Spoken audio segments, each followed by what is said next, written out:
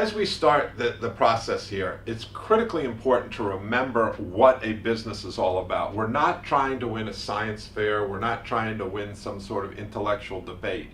We are trying to start a new venture.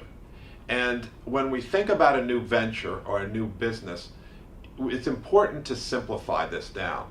There is one single and necessary and sufficient condition for a business. One single and necessary sufficient condition for a business. It is not a business plan. It is not a CEO. It's not a mission statement. It's not a product. It's not even some sort of market analysis. The single necessary and sufficient condition for a business is a paying customer. Everything that we do in a business drives to the point where we have a customer that will give us money for our product, our offering. And that's very, very important. Sometimes I have students that come in and say, let me explain to you about my nano oscillation technology with carbon fiber tubing and the like. And I don't understand what they're talking about, but I look through their whole plan and I don't see a very important thing in their plan. I see it's going to be 100 times better than the current technology. It's going to reduce the cost by 50% of power consumption. But I point out to them is, you really need to speak to a friend of mine and they say, who's that? A friend of mine whose kid is in business. And they say, what kind of business he is? I said, he's in a business that takes lemons. They said, what does he do with the lemons? I said, he squeezes the lemons and he puts sugar and water in it, and he makes lemonade, and he gets someone to pay them for it. And they say, well, they're scratching, what are you talking about? Are you insulting me? No, I'm trying to make a key point here is, until you get a paying customer, you do not have a business. So it's not about how great your technology is. It's not about how wonderful your idea is. It's not about how well you write your business plan or whatever else you do. It's about getting paying customers and getting many of them and doing so in a profitable manner. So that's what we're going to focus on here. We're going to start with the customer and we're going to build the business back from that. What is entrepreneurship? Because this term is used all the time. It's bandied about. Everyone's for entrepreneurship. However, there's two fundamentally different types of entrepreneurship that I want to talk about. First of all, we have entrepreneurship. We have what we'll call SME entrepreneurship. SME stands for small, medium enterprise entrepreneurship. These are fundamentally small companies that will stay small, and they may have been around for a while. They're focused on local markets.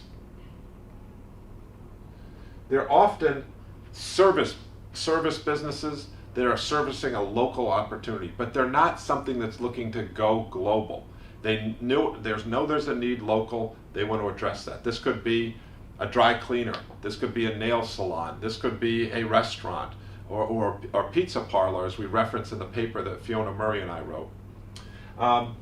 These are fundamentally important companies to an economy and a region because they serve a need. But relative to the way they're made up is the system that they create is one that shows kind of linear growth, and then at some point it usually taps out of the market. Now this is an approximation of what goes on, but that's what it usually looks like, linear growth. But you notice that if this is cash flow here from the business, that there's not a tremendous amount of cash flow out. Again, a simplification. However, when we go to IBEs over here, which I will call innovation-driven entrepreneurship, or innovation-driven enterprise entrepreneurship, we have a fundamentally different business. This one is looking for global markets or super regional markets to serve. And while this one is usually the owner is usually maintaining control of it, this one is going to require more cash because the dynamics of this business it loses money and then it's going to start showing exponential growth. So there's this negative cash flow here.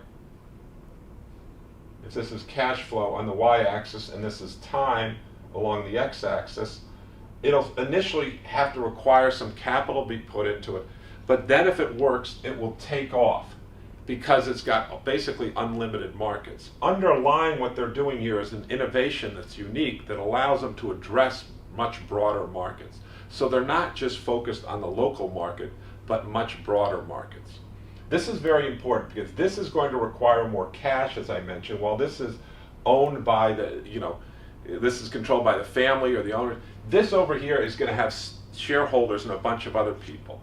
This is a very important difference here because while this business is a very important business, the underlying demographics for the underlying system and training for this does not look the same as this. It's almost like you have two sports, basketball and baseball.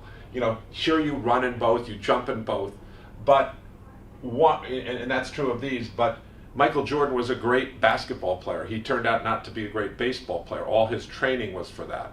So likewise, there could be some crossover here, but generally there's more risk in these. The people that are trained for these are doing, how to manage multiple stakeholders, how to do an underlying innovation. In the next section, we're going to look at what is innovation and define that more precisely.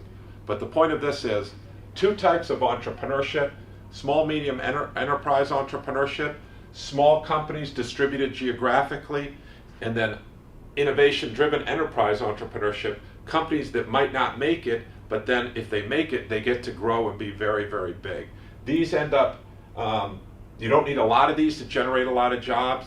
These you need a lot. These tend to be more clustered. These tend to not be so clustered.